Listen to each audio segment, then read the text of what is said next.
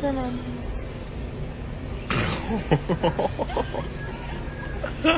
Oh my god.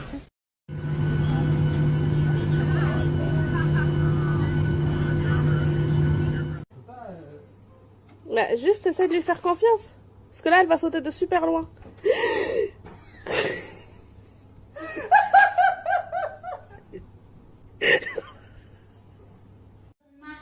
That no one stepped forward for you because you can couple up with anyone you want, Okay, let's say. including the ladies already in a couple.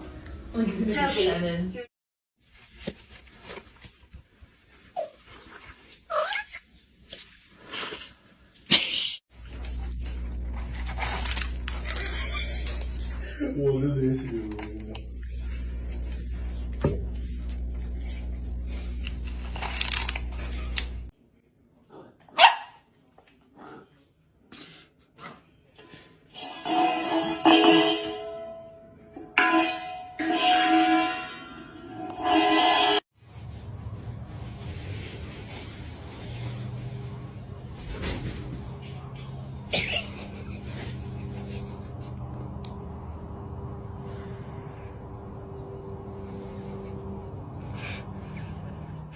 Hundreds of millions of dollars.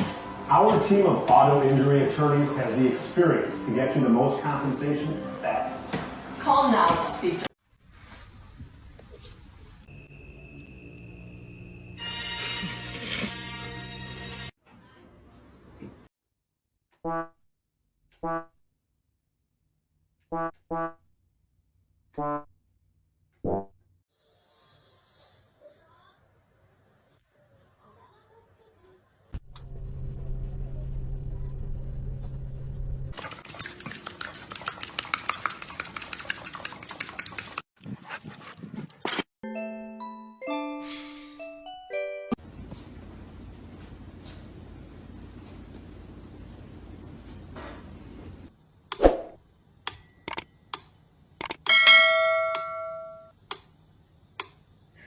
Ay, Gino.